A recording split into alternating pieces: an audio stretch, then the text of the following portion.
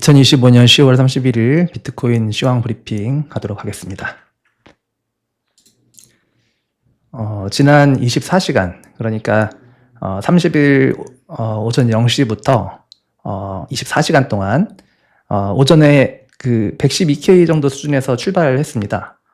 그런데 미중 정상회담이 있었죠. 그 직후에 오전 1시경에 급격하게 하락하면서 108K까지 떨어졌습니다. 이후에 저녁에 반등해서 한 11만 1000달러까지 올라갔으나 다시 하락해서 107K까지 떨어졌습니다.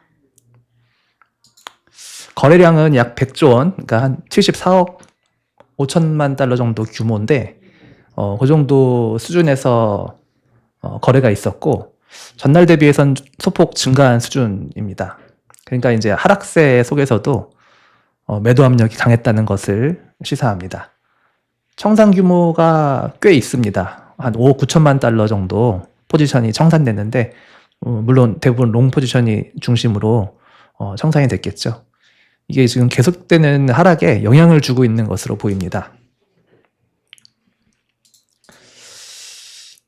다음 비트코인이 하락한 배경으로 제시되는 핵심 요인들인데 첫 번째로는 그 기대 대비 효과, 그러니까 기대 대비의 효과가 미미하다. 그리고 여러 가지 걱정이 있는 상황입니다.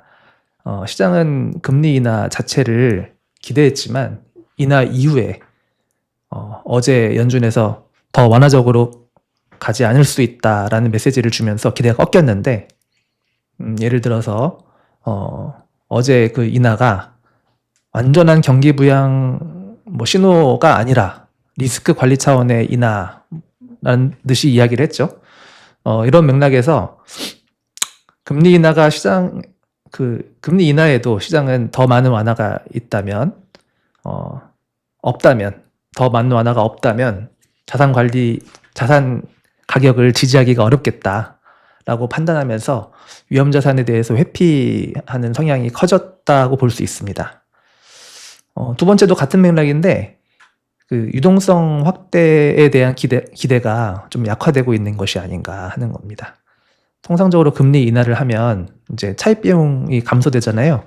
감소되면 이제 유동성이 확대되죠. 그리고 그에 따라서 위험 자산 상승이라는 이 공식에 따라서 이런 흐름이 나올 수 있는데 이번에는 인하폭이 적을까 혹시?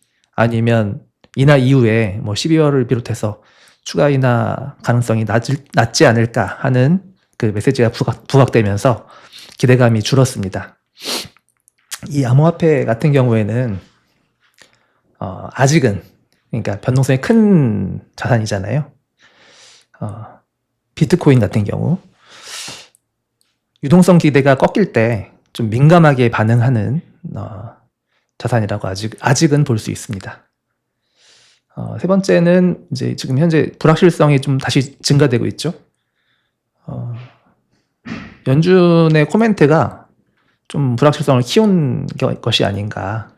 확신이 아니다. 12월 인하가 확신이 아니다. 이렇게 얘기를 하는 그 뉘앙스가 굉장한 그 불확실성으로 커지고 있는 상황입니다. 그 결과가 당연히 매도로 이어지겠죠. 또 다음에는 그 레버리지 그 포지션이 청산된 것입니다.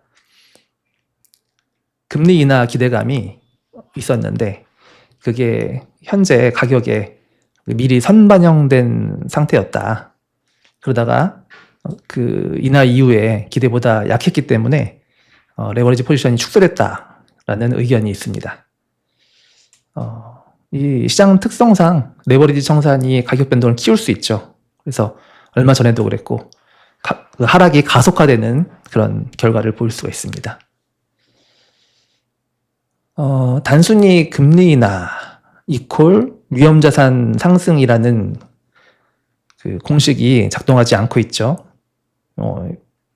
향후에 정책 스탠스와 그 시장 기대치 조정이 더 중요하게 작용했다고 볼 수 있습니다. 네. 그런데 이제, 그래서 이제 계속해서 하락하느냐. 여기엔 또 반론이 또 있습니다. 지금 이 하락이 하락장 시작이냐 아니면 뭐 시즌이 종료냐 라기보다는 단기 조정일 수 있다는 반론인데, 당연히 이제 금리 인하가 계속해서 이어지고 유동성이 확대된다면 반등 여지가 당연히 존재한다. 그리고 본질적으로 이 비트코인은 거시경제 변수 이외에도 여러 가지 규제라든가 뭐 어떤 채택이라든가 기술적 요인에도 민감하게 반응한다. 단일 원인 분석으로는 움직임을 설명하기 어렵다라는 그런 반론도 있습니다. 그렇지만 그래도 가격이 계속해서 하락하는 거는 항상 기분이 나쁘죠. 도대체 지금 누가 팔고 있는 것인가에 대한 내 게시글들을 좀 모아왔는데, 물론 기관 덤핑이 제일 많다는 내용들이 대부분인 것 같습니다. 그런데 블랙락에서 794개의 비트코인을 매도했다는 내용이 있네요. 어제 30일 블랙락에서는 요 정도 5,400억 정도의 비트코인을 매도한 것으로 확인됐습니다. 근데 이제 확인을 해보면 이게 블랙락 자체가 직접 덤핑한 게 아니라 고객들이죠. 기관이나 대형 투자자들 주로 고객으로 있는데, 그 고객들이 ETF 환매 요청을 해서 생긴 자동 매도 과정으로 확인됐습니다. 거기다가 또 피델리티라든가 아크 21 쉐어스 등 주요 ETF에서 동시다발적으로 유출이 됐습니다. 그래서 이런 현상이 같이 발생하면서 시장 하락을 부채질했다고 볼 수 있겠습니다. 지금 현재 영상 촬영하고 있는 현재가 31일 오후 1시 50분경인데요.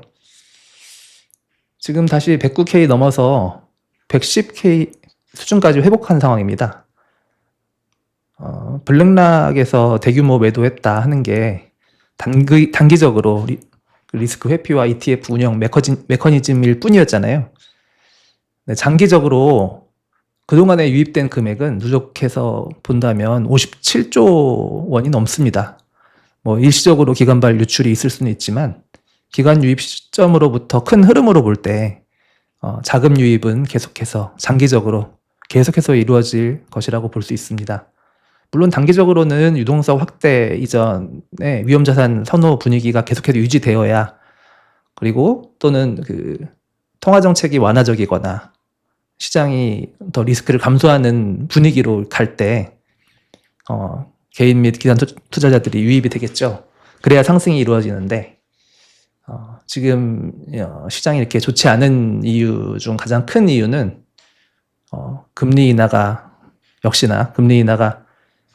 시작이 아니라 일회성일 수 있다라는 그런 불안 요인 때문인 것 같습니다. 그래서 연준이 본격적인 완화 사이클을 가동을 해야 되고, 그게 들어가지 않을 수 있다는 우려가 있다면 앞으로도 장기적으로는 상승하기가 좀 어려울 수 있겠다고 볼 수 있습니다. 그래서 저희가 이제 앞으로 단기적으로 이제 지켜보아야 할 3가지 정도인데, 이게 반등 전환 시점을 이 3가지가 결정할 수 있을 것 같습니다. 다음 FOMC 회의, 연준이 추가 인하 가능성을 언급하느냐, 미국에서 셧다운 종료되고 여러 지표들이 선행이 돼야겠죠. 그래서 이게 이제 여러 지표들이 나왔을 때 약세면 이제 인하 지속에 대한 기대가 올라가고, 강세면 인하가 중단될 수 있다라는 우려가 또 커지면서 이제 상승이든지 하락이든지 갈릴 수가 있습니다. 그리고 계속해서 이제 ETF 자금 유입이 들어와야 하겠습니다.